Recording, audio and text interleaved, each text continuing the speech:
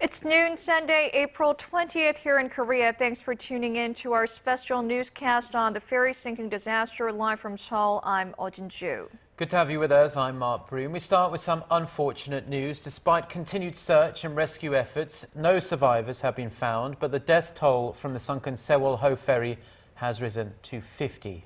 Rescue teams retrieved a total of 14 more bodies from inside the hull overnight and early in the morning. Unfortunately, it looks like we can expect the death toll to increase even more in the coming hours and days. For the latest on this, we now go live to our Yulian and Ji Myung-gil at the Paengmok-hang harbor. Fill us in. Yes, the 14 bodies from the sunken Sewol-ho ferry came into the Paengmok-hang harbor just 2.5 hours ago. Now the death toll currently stands at 50. The bodies will be moved to hospitals and be identified. DNA samples were taken from the bodies here at the harbor, and from here they are directly moved to hospitals. As you can imagine, the families were wailing and weeping, and they were in total despair as their loved ones came back. Some families were shouting at the media, telling them to respect their sons' and daughters' privacies. That's right. The atmosphere here is extremely heartbreaking and grim, but rescue operations have continued throughout the morning. About 5 guidelines exactly has been attached to the vessel. Now, that means the divers can use those guidelines to gain quick access into the vessel. And also, that also means simultaneous search and rescue operations can be carried out. And also, the emergency headquarters here has just announced that over 560 divers will be out in the water today for the rescue and search operation, along with 204 vessels and 34 aircrafts as well.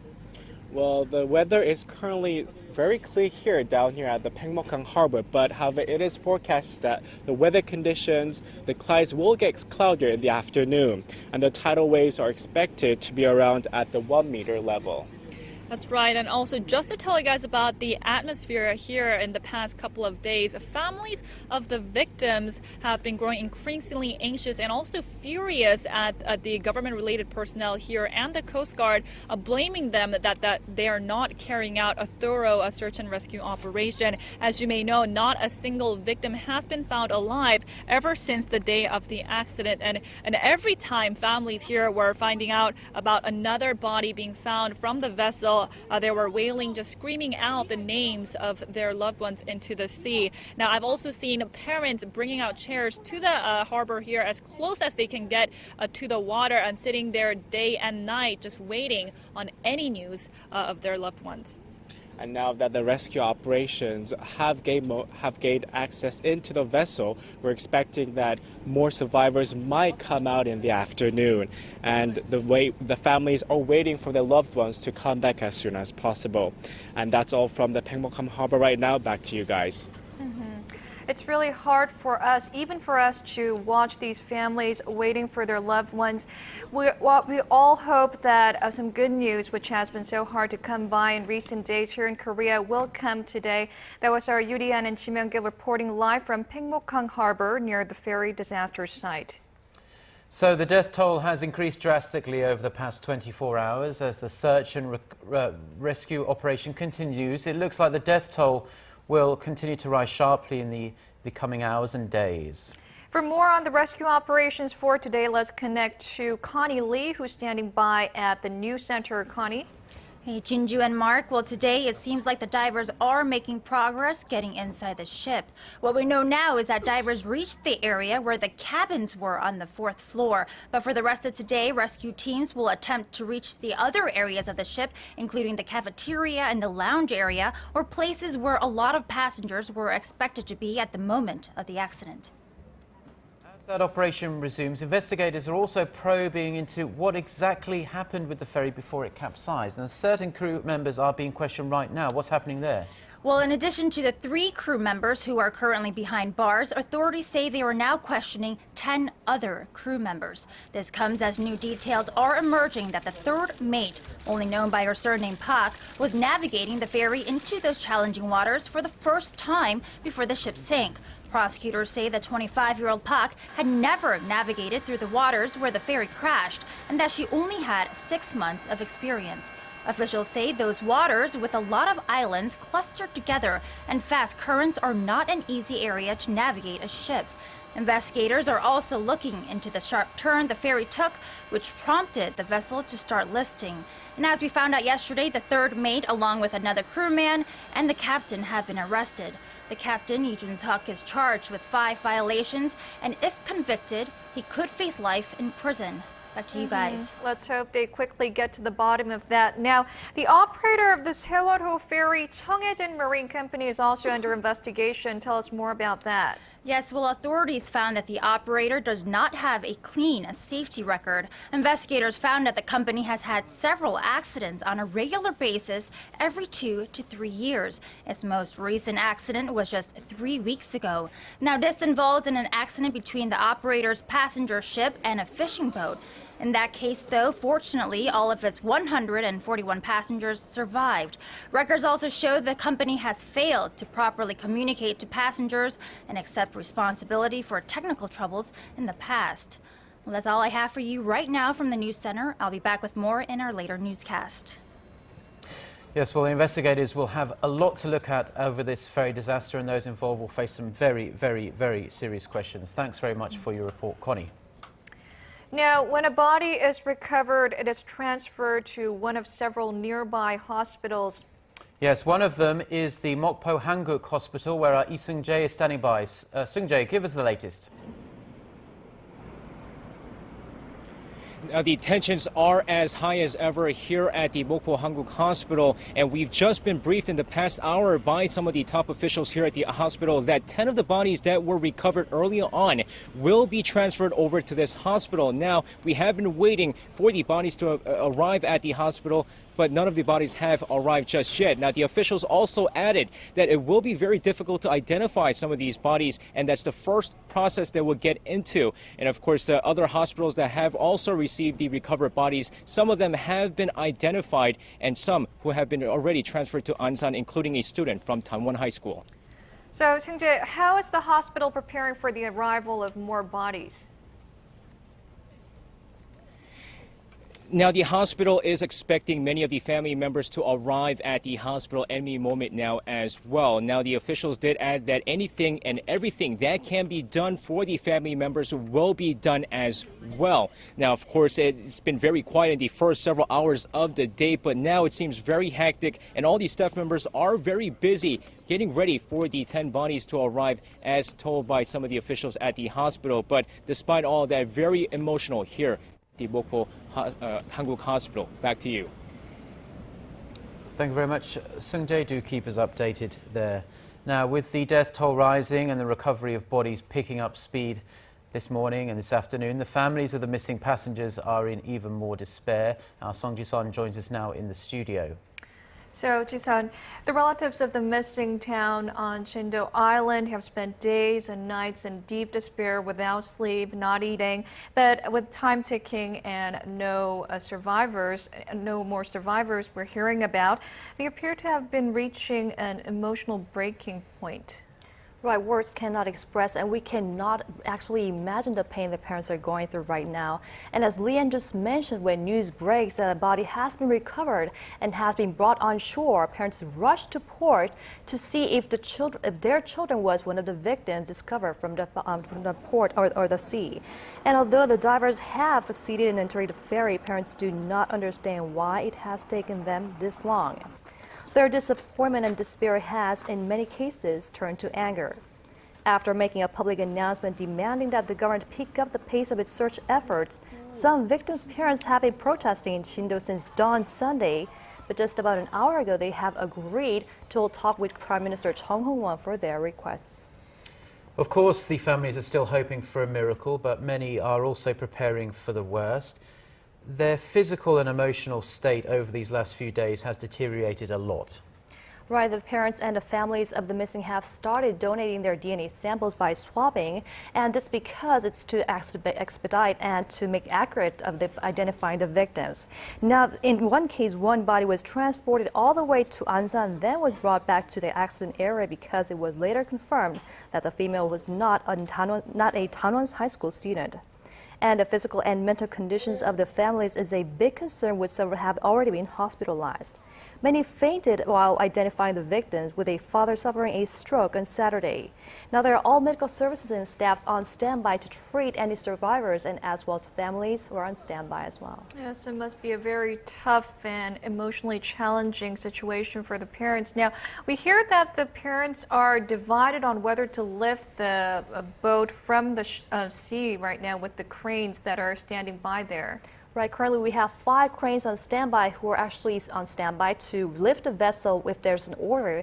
But what we need to consider now is that the Sewol-ho ferry has been underwater completely for the past 2 days. This because oil from the Sewol-ho ferry is leaking, and the oil was in part what was keeping the ferry at least a tad afloat, since oil is lighter than water in density.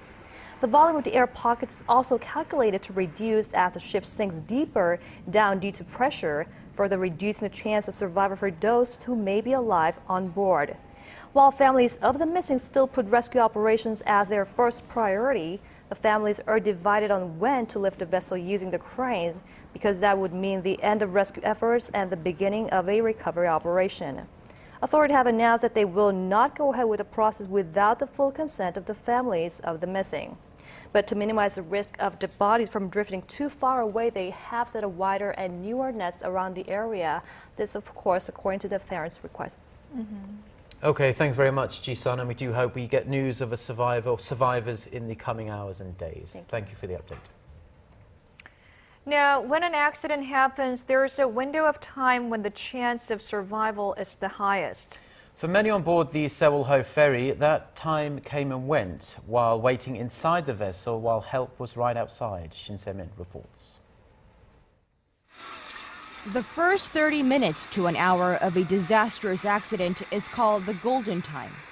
It is a period of time in which crucial decisions must be made in order to ensure a better chance of survival for those in peril.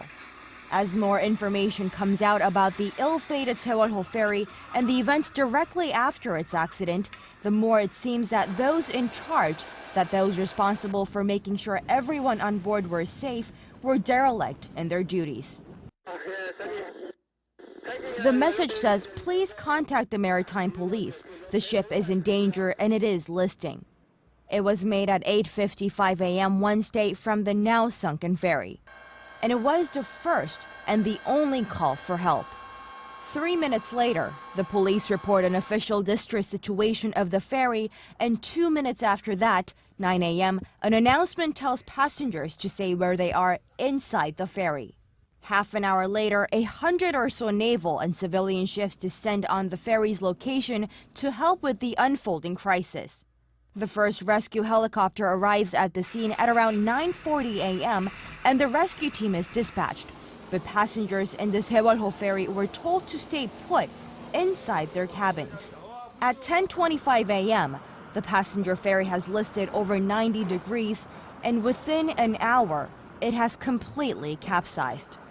In the critical time directly after the ferry encountered trouble, the captain and crew hesitated to deploy lifeboats. If they had stayed on board to save those they were responsible for, this might very well be a different story today. A story of survival instead of monumental tragedy. Shin Se-min, Arirang News. Korean government authorities have admitted that private divers are more capable in rescue operations. A growing chorus of criticism is blaming the government for not cooperating enough with private divers at the very beginning of the search. Our Hwang Jie has the details. The divers who successfully pumped air into the sunken Sewol-ho ferry and entered the second deck to search for survivors were neither Navy nor Coast Guard divers. They were divers working for private companies. Currently, hundreds of private divers are helping out in the rescue operations. And the Coast Guard admits that these divers are better. We have to say that divers from private companies are more able to search the ship underwater and also in rescue operations. The other advantage they have is the quality of their equipment. Private divers are using remote-controlled submersibles and other high-tech gear that allows them to communicate and breathe at the same time. This equipment, experts say, is far more developed than used by the Navy.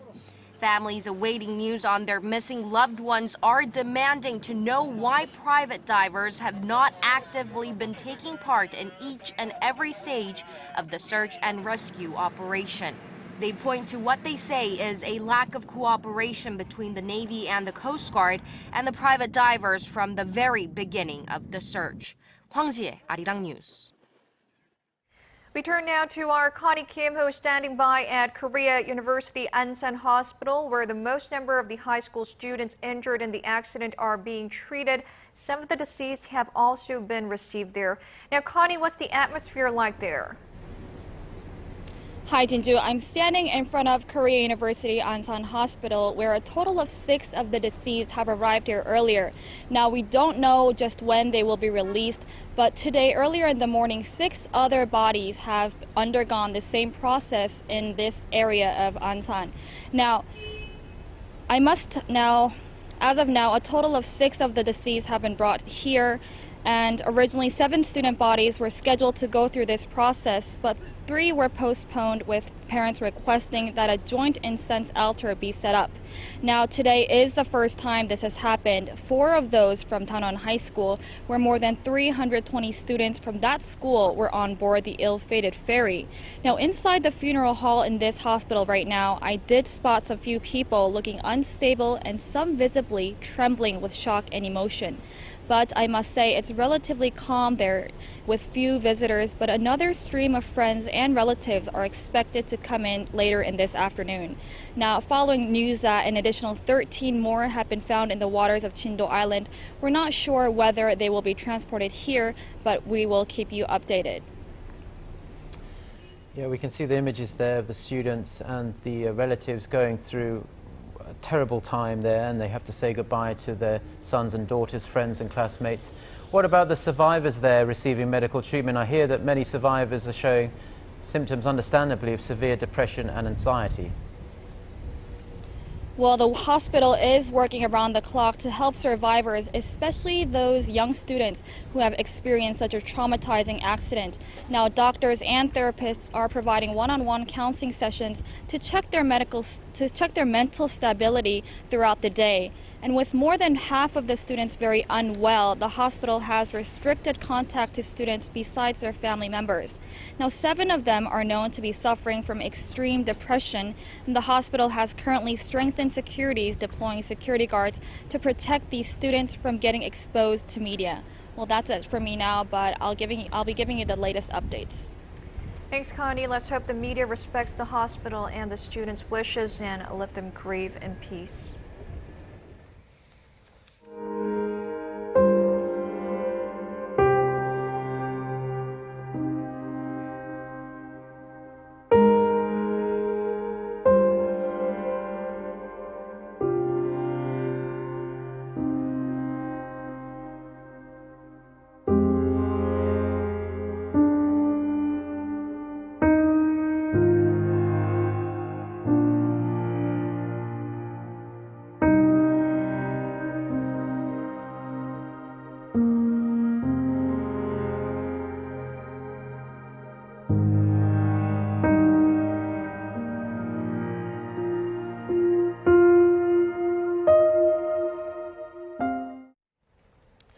The search is now on its 5th day, and it's very unfortunate to say that hope is diminishing that survivors will now be found. Medical staff have begun collecting DNA samples from the families of the missing to help identify the deceased. Kim Min-ji reports.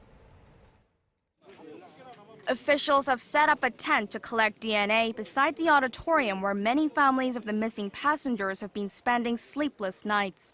While rescue divers are putting in great efforts to search for survivors and recover bodies, the time that has passed and the harsh conditions at sea have made it difficult to identify the bodies. With heavy hearts, families of the missing passengers have begun submitting their DNA to speed up the process of identification. Almost 90% of relatives of the missing have registered their DNA. Although they are still clinging on to hope their loved ones are still alive, some are preparing for the worst. My wife still wants to believe our child will come back alive, but looking at the situation now, I just hope our child's body comes back soundly at least. With unfavorable weather and harsh conditions at sea hampering rescue efforts, the physical and mental health of the families are also deteriorating by the minute. And with no end to the wait, the agony only deepens as time ticks by. I took care of my niece for 11 years. I'm so upset. I told her to have a safe trip and she said yes. Since then, I've heard nothing. Navy officials say the DNA samples will be analyzed as soon as possible. The DNA samples will be sent to the National Forensic Center to see if they match with the victims. Kim Min-ji, Arirang News. The nation is united to share, if not all, the grief of the families who are desperate for more information about their missing loved ones. Some 5,000 volunteers from more than 240 private and religious groups are at the site with the family members offering necessities and encouragement. Our Kim Ji-yeon has this story. As days pass by, families who long for their loved ones are growing wary. In times of crisis like these, a warm meal and a helping hand are a great help. Volunteers from various relief organizations came to Shindo Island, where the sunken ferry is located and where family members are gathered to find more about their missing family members. A lot of families came rushing to site when they heard about the ferry incident. So we're trying to provide necessities while they wait to hear news of their loved ones. The health of the families is deteriorating as time goes by, as rescue operations are further being delayed. Medicine and medical supplies are running short. We'll provide medicine and medical supplies until the crisis recedes. We're planning to have a fundraiser so that we can keep renewing the supplies. The nation is being united in times of crisis. Kim Ji-yeon, Arirang News. Now, thoughts and prayers are not only coming from Korea. The hope for a miracle knows no borders. Messages of support are pouring in from around the world. Our Hwang Seong-hee reports. Please join me in praying for the victims of the ferry disaster in Korea and their families. This is what Pope Francis posted on his Twitter account this weekend. The Pope is due to visit Korea in August, becoming the first head of the Catholic Church to make the trip in 25 years. Pope Francis is just one of countless people who are grieving for the victims of the capsized Sewol-ho ferry around the globe. English Premier League football club Manchester United tweeted that, "Our thoughts are with everybody affected by the ferry disaster in South Korea." Arsenal defender Per Mertesacker tweeted, "My compassion to the families and people in Korea being affected from the Sewol accident," adding in Korean that he prays for a miracle. Ahead of her Korea tour next week, British singer Connie Talbot tweeted she's leaving for Korea at such a sad time and said profits from the concert will be directed towards the ferry accident. Over in the Thai capital of Bangkok, at a prayer event hosted by Nation TV, citizens flagged banners and signs with words of condolences and support for the Korean victims. On the other side of the globe in downtown Boston, Korean students from Harvard University, the Massachusetts Institute of Technology, and Boston University prayed for the safe rescue of all that were aboard the Sewol-ho ferry. Hwang Seong-hee, Arirang News. I'm Lee Ji-yeon with a check on the weather conditions this Sunday in Jindo and around the country. While things are looking much better in Jindo today, winds and waves have died down compared to yesterday, and the rain has stopped, and the cloudy conditions in the area is clearing up, and the visibility in Jindo has increased to 19 kilometers right now, and temperatures should be similar to what they had yesterday.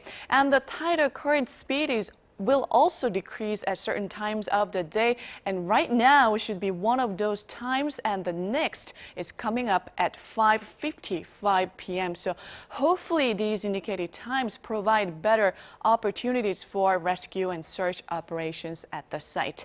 And for the rest of the country, we can expect to see warmer afternoon highs compared to yesterday under mostly to partly sunny skies. Well, that's all for me today, and I'll be back with more updates tomorrow morning. Thank you very much, Gianna. And those are the latest updates we have at this hour. Stay tuned to Arirang TV as we continue to bring you the latest on the search and rescue efforts. Our next special newscast will be at 2 p.m. Korea time with new developments on the ferry sinking. Thank you for watching.